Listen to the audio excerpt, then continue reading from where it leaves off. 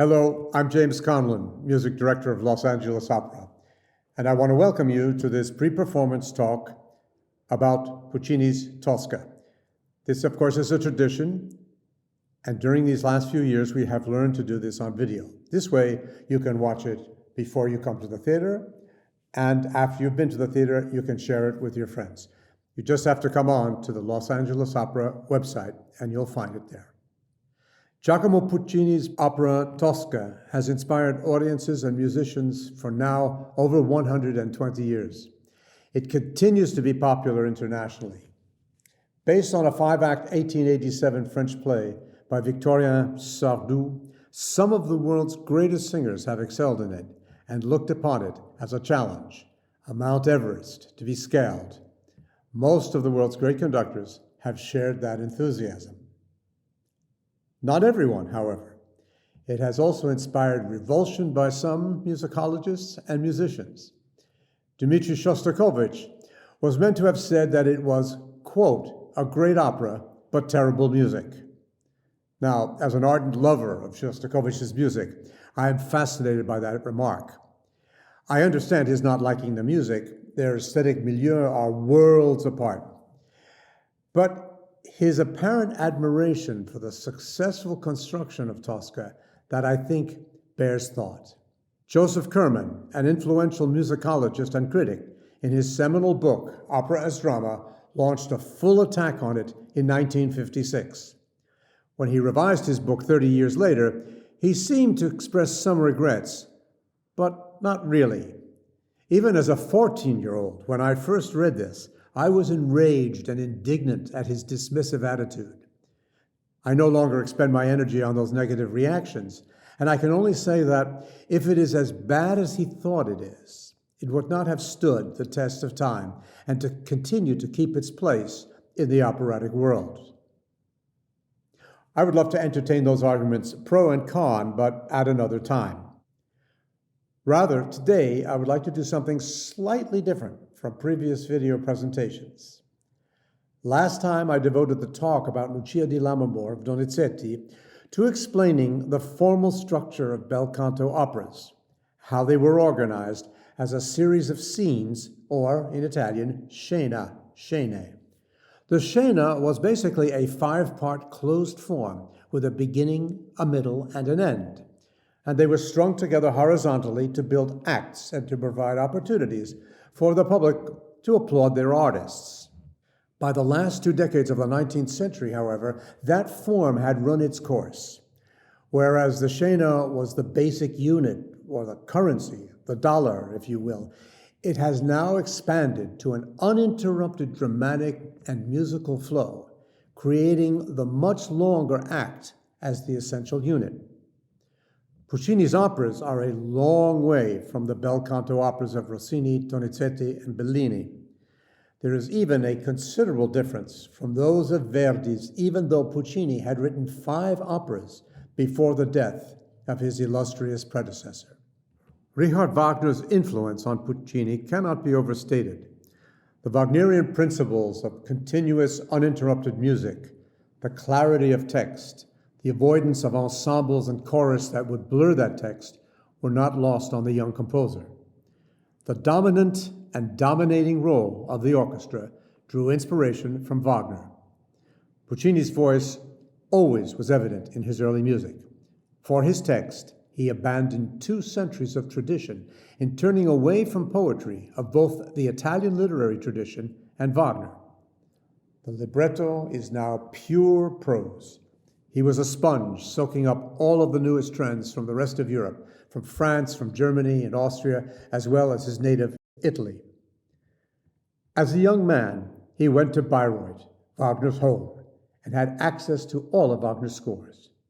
From them, he learned the Wagner's leitmotif system, and though he used it differently, no other Italian composer of his period so effectively absorbed it. In Wagner's hands, the orchestra became a type of a musical dramatic universe, seemingly omniscient, in which the characters of the drama navigate. Puccini follows in his footsteps. I invite you to familiarize yourself with the many particular details of the story of Tosca, this extraordinary opera of intrigue, love, lust, politics, and religion. To oversimplify, let's start with what still persists from the bel canto era. The voice types for the protagonists. The soprano, Floria Tosca, a beautiful, sensuous, acclaimed singer, is passionate and religious. The tenor, Mario Cavaradossi, a young, handsome aristocrat, irreligious and politically radical, loves her, and she him. Soprano and tenor are in love, and the baritone, as usual, is their enemy.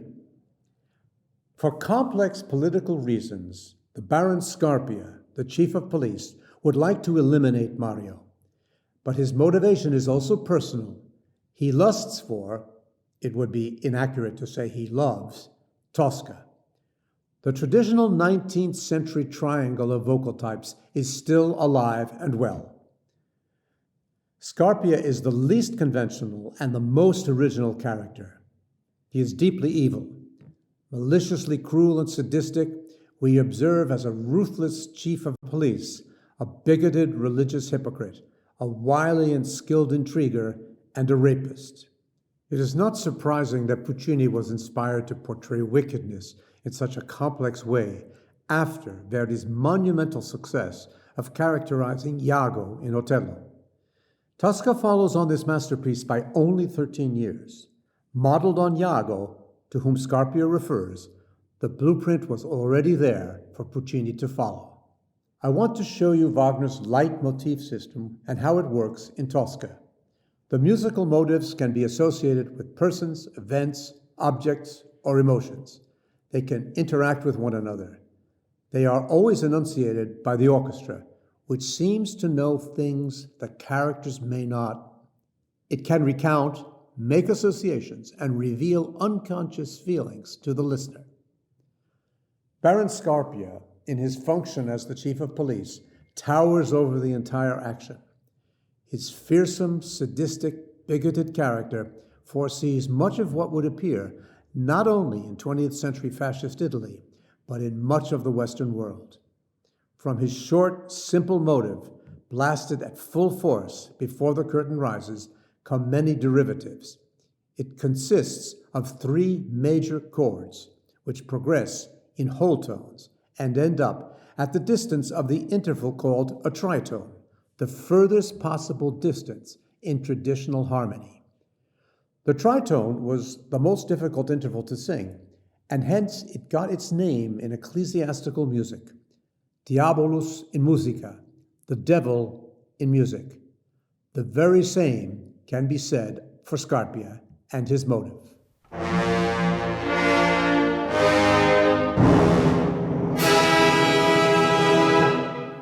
When he enters the church of Sant'Andrea della Valle, his appearance terrifies all present. When he interrogates the frightened sacristan, Puccini intertwines their motives.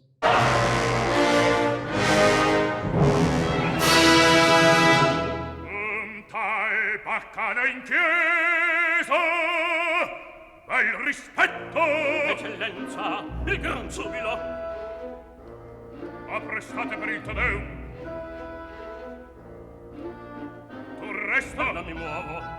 E tu, va, fruga ogni angolo, raccogli ogni traccia. Sta bene. Angelotti, an aristocratic political prisoner, has escaped from a prison in the Castel Sant'Angelo and has taken refuge in a nearby church.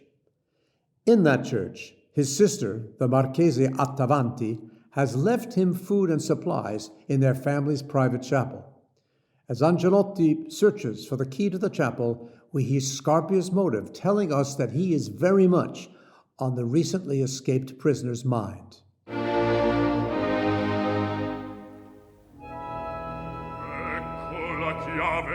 When Angelotti explains to his friend Mario, whom he meets by chance in the church, that he is pursued by Scarpia, the 2 men express their mutual hatred to the repetition of his motive. Onde sottrarmi a Scarpia scellerato. Scarpia. bigotto satiro che affina con le devote pratiche la foglia libertina è strumento da schivo talento fa il confessore il baia la vita stesse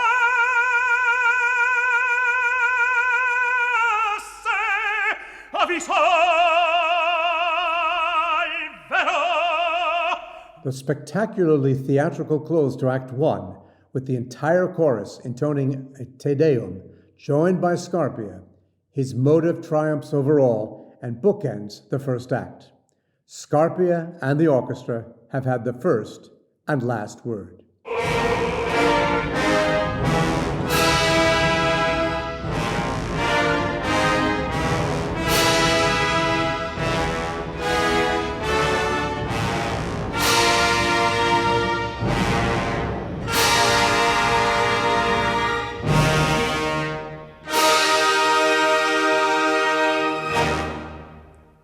There are many other subtle appearances of the motive.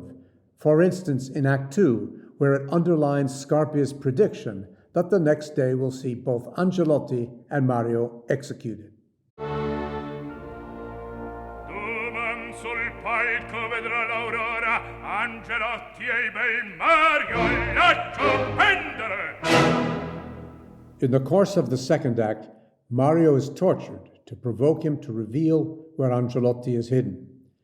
Tosca, who cannot bear to hear Mario's cries of pain, reveals where he is. Mario is then taken off to the prison, and Scarpia and Tosca are left to bargain for his life. She has the idea to go to the queen and have him pardoned.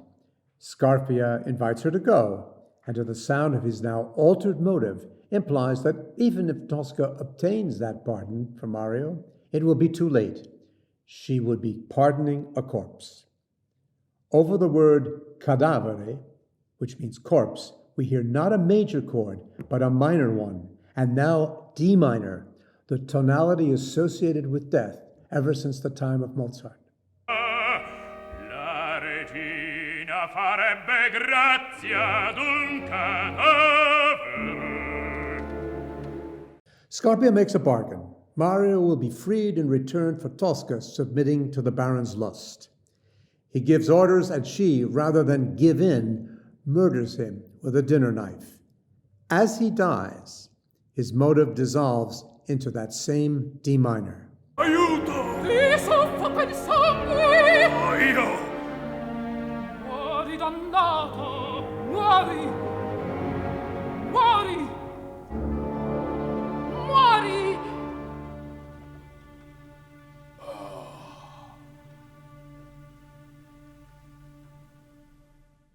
Afterwards, at the end of Act 2, Tosca does not leave Scarpia's corpse untended. She performs a ritual burial, placing candles at his side and a crucifix on his chest. Slowly, in dreadful somber quiet, we hear Scarpia's motive 3 times.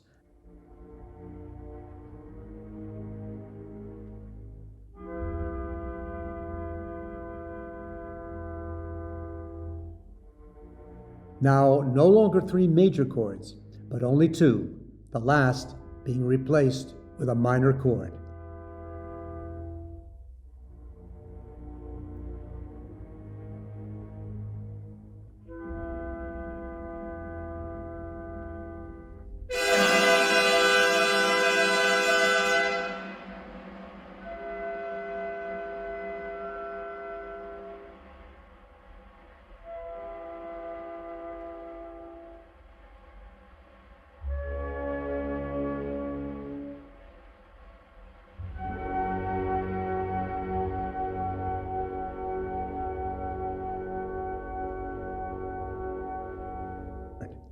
Now that Scarpia is dead, his motive has been altered from major to minor.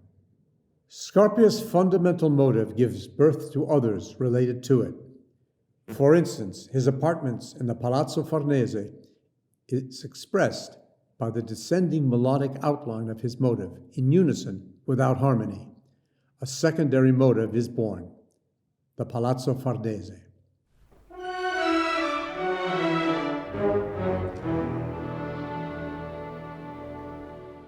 And a variation of that variation becomes the basis as Scarpia interrogates Mario. Listen carefully to the bass instruments. Dove dunque Angelotti? Non lo so, Per l'ultima volta, dove? non so. Back in the first act, Mario tells Angelotti that he can hide in the well in the garden of his country villa should Scarpia's henchmen come to get him. The motive of the circular well is built out of Scarpia's motive.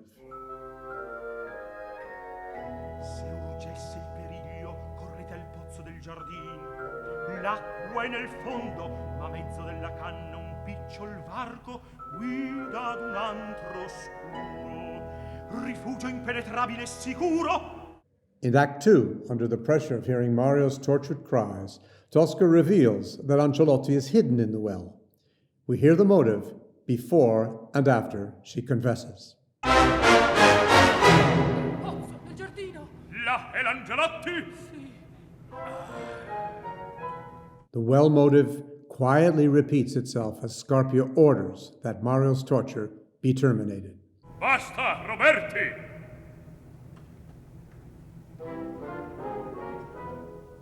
È svenuto! Assassino! Voglio vederlo. Portatelo qui.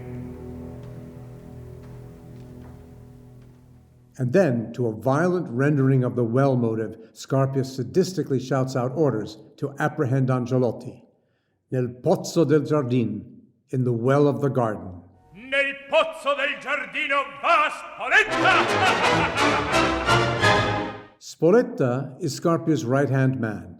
His motive is little more than a scurrying version of that of his superior. We hear it in this example when Scarpia orders him to close the door while he gives secret orders. Spoletta's motive.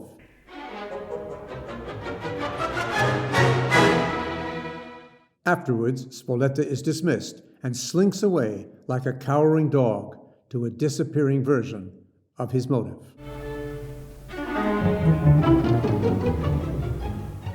Now, let's change gear and go to another motive, almost diametrically opposed to that of Scarpia's. And well, it should be. It belongs to Angelotti.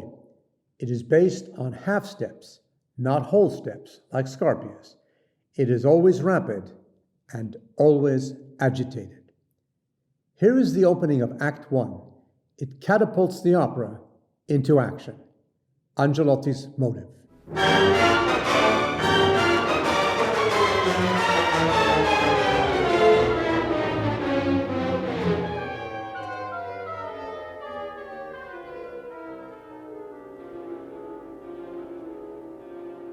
When Mario hears noises from the chapel, the orchestra tells us that it is Angelotti before he reveals himself to Mario. This motive inhabits a great deal of Act 1. It will disappear until late in Act 2, when Spoletta returns to Scarpia's apartment with the news that Angelotti committed suicide. The orchestra roars out its response. Eccellenza, l'Angelotti al nostro giungere s'uccise! The impetus for the whole drama was Angelotti's escape from the prison of Castel Sant'Angelo. That escape also gets a motive, if not the prison itself. We first hear it when Angelotti tells us that he has just escaped. Mario offers his help, and here is the new motive. Fuggi pur ora da Castel Sant'Angelo. Disponete di me! We hear it again when Scarpia tells the sacristan of the church that he is searching for a prisoner who has escaped and whom he believes came to the church to hide. Pesa le tue risposte, un prigionier di Stato, fuggi pur ora da Castel Sant'Angelo. S'è rifugiato qui! Misericordia! And then its most powerful enunciation by the orchestra.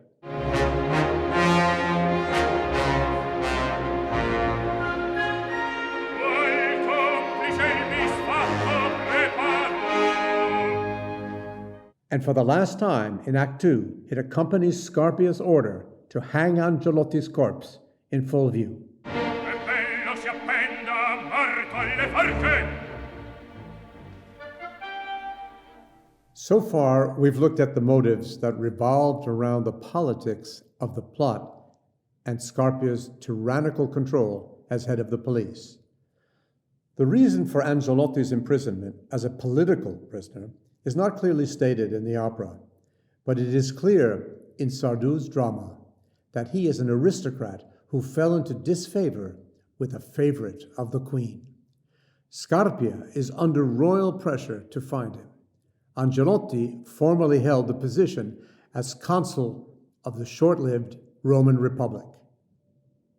Mario leans toward the new ideas of the French Revolution and away from support for the royalty.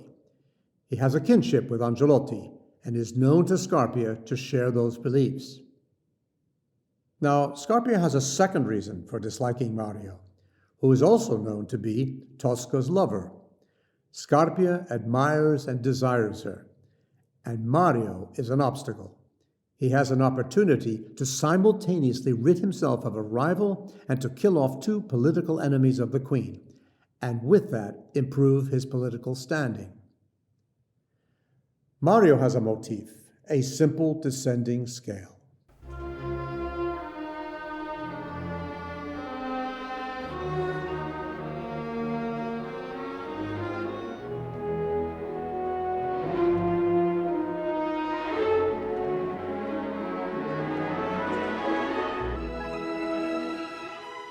Now we will explore the motives of the lovers and their love, although there is a good deal of ambiguity about their use.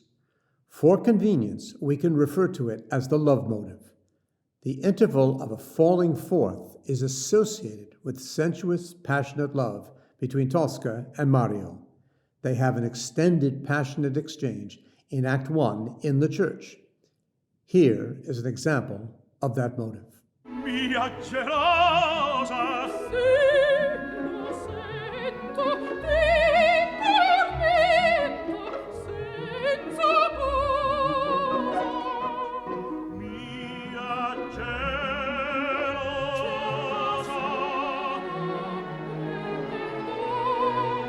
mia gelosa, Sono il perdono.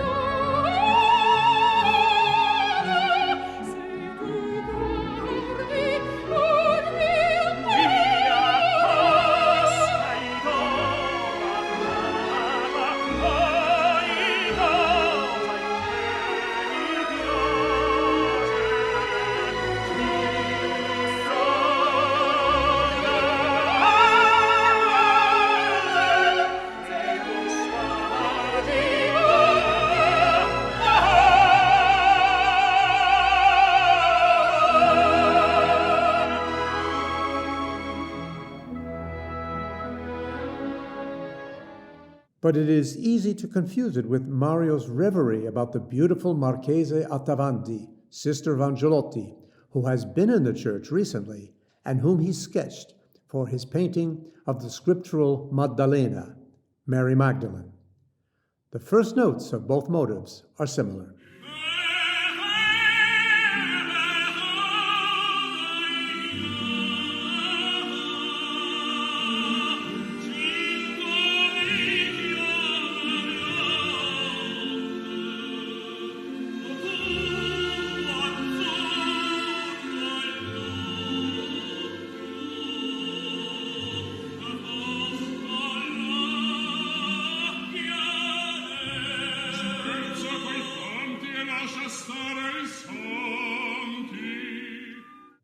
Scarpia refers to the Marchesa Attavanti here. La Marchesa Attavanti, il suo stemma.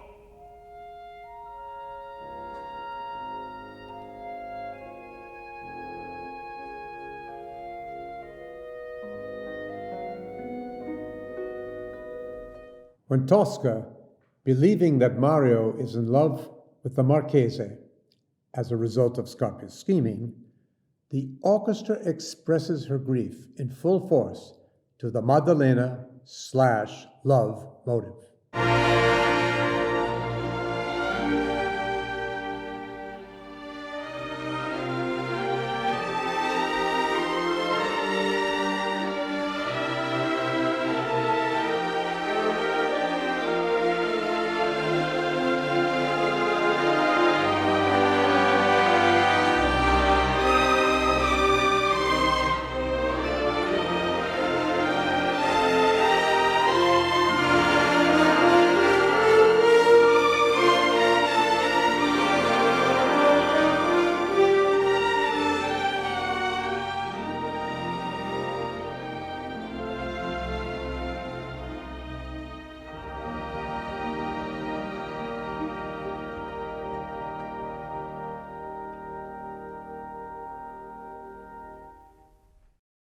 But any ambiguity is erased in Act 3, as Mario, awaiting his execution, recalls his loving moments with Tosca.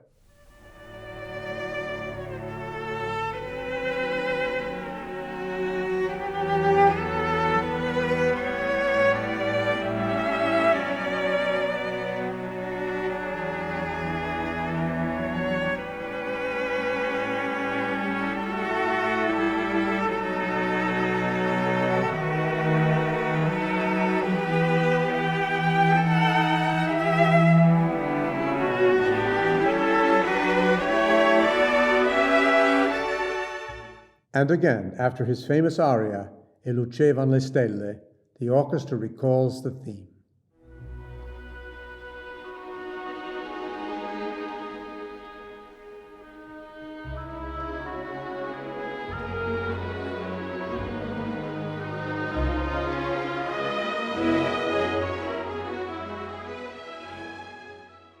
In Act 1, Tosca enters the church for the first time to her own motive, which has some hidden resemblances to the love motive. It is a total contrast to all of the motives from the political sphere. Hers, as she will tell us later in Act 2, is the domain of love. She is devoted to two things, Mario and the Madonna.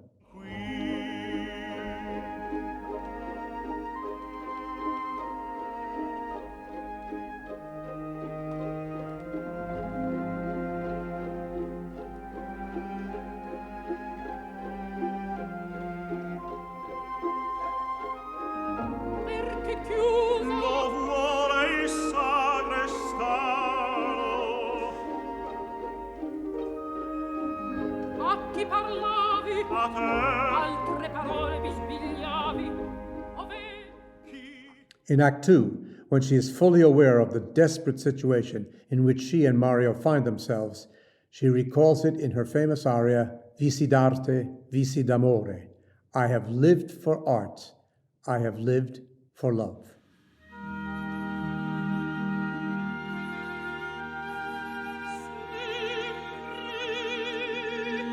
sempre sincero, la mia preghiera ai santi tabernacoli salire, sempre con fe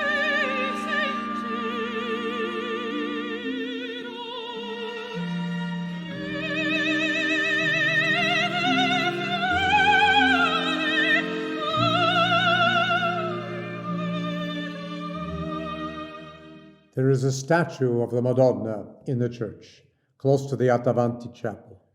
Remember this important theme, as short as it is. It is the motive of the Madonna.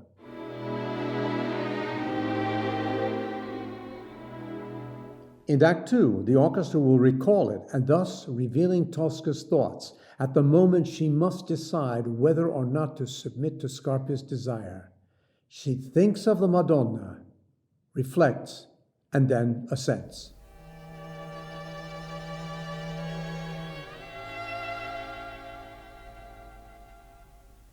When she agrees, she simply nods her head.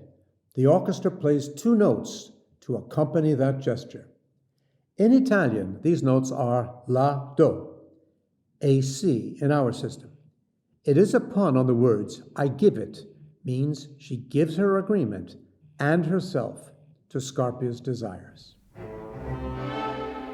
Modi, Tosca, in return, wants Mario freed. Scarpia agrees to a mocked, staged execution. Those two notes, la do, become the basis of the motive of the execution. Modi, Ma libera all'istante la voglio. occorre simular, non posso far grazia aperta. Bisogna che tutti abbian per morto il cavalier. Quest'uomo fido provvederà. Chi m'assicuro? L'ordin che io gli darò, voi qui presente. We will hear it in full force in Act 3 at the moment of the preparation for the execution.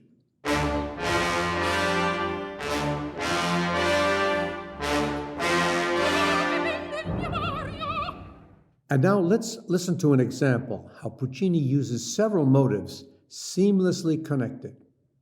Here is the string of motives. First, Scarpia.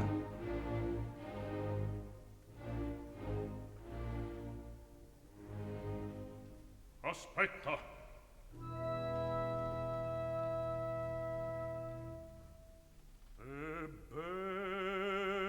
Ebbene. The Madonna.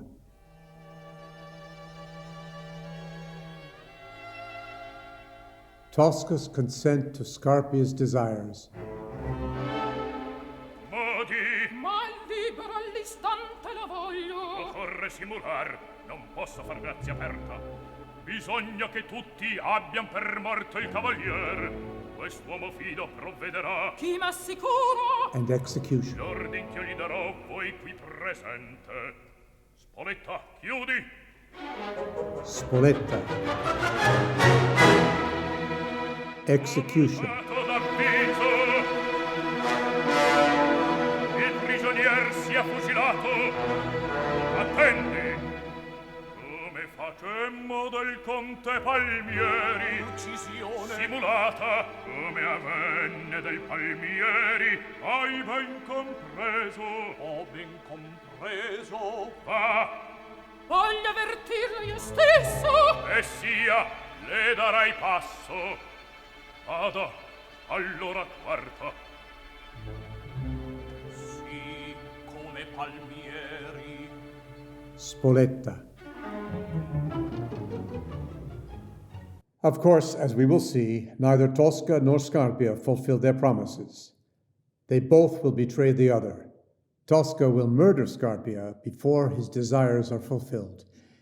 And in fact, Mario's execution will be real, despite Scarpia's promise that it would only be simulated. There are a number of smaller motives, of places, for instance. Mario's country villa. Normally the refuge for their love, it is turned into the catastrophe of Angelotti's suicide and Mario's arrest. Here is the motive of the villa.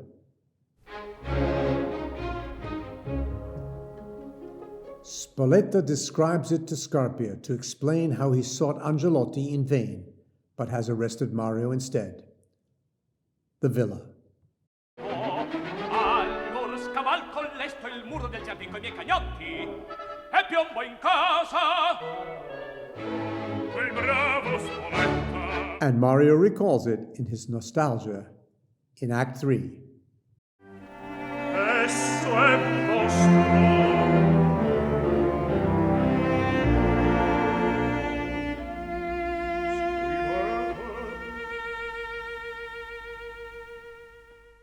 Rome, the so-called Eternal City, is the center of Roman Catholicism with its 2,000 churches.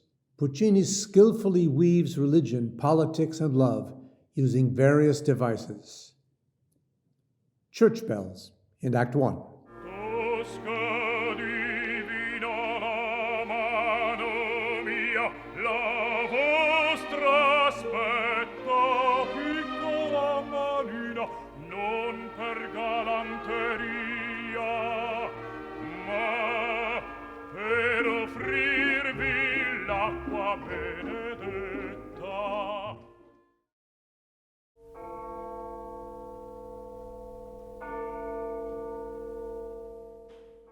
and organ and chanting by the congregation.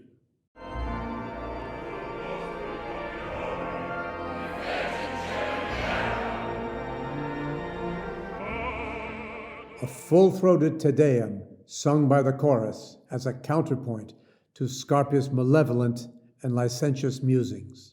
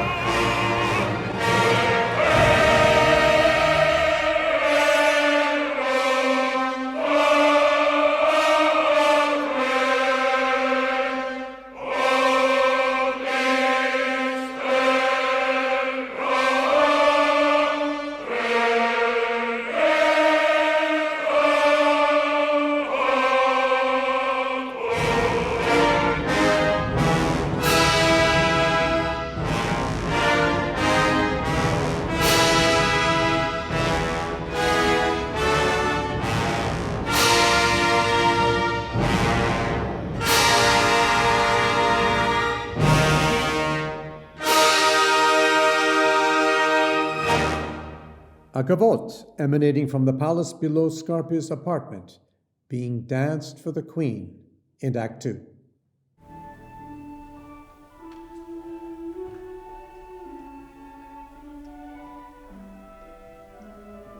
Tarda è la notte,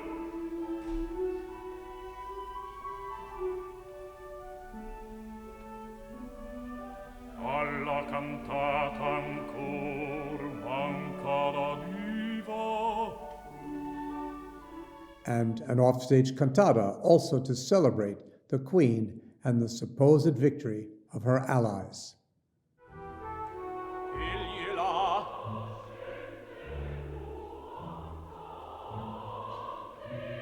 Introducete il cavalier, a me Roberti, il giudice del fisco. But nothing is as it seems in Tosca. The victory of the queen's and Scarpia's allies never happened. Tosca believed there was a love between Mario and Marchese Attavanti, whereas there wasn't. Angelotti believed he would be safe at the villa, only to be cornered. Scarpia believed he would make Tosca submit, only to meet his own death at her hands. Tosca believed that a mock execution would be enacted and she and Mario would leave Rome forever. It was a real execution. Only Mario seems to have known from the beginning what his fate would be. 2 suicides, a murder, and an execution. It is the most violent of Puccini's operas. All of its protagonists are dead in the end. Puccini took all of his material from Sardou's melodrama.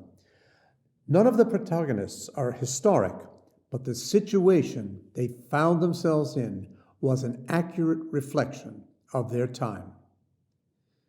The opera, impressively concise, respects Aristotle's unities of time, place, and action.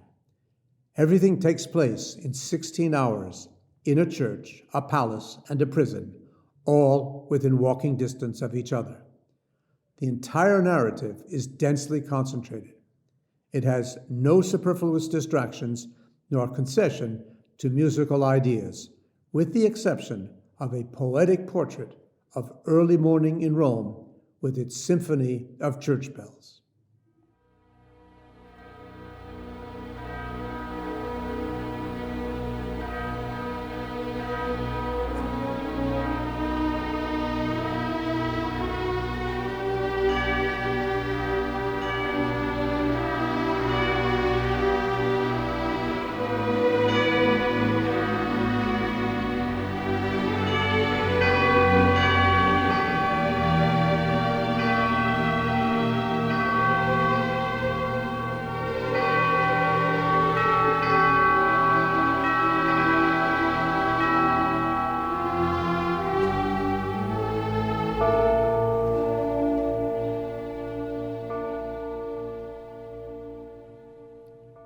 Act 1 catapults the opera forward.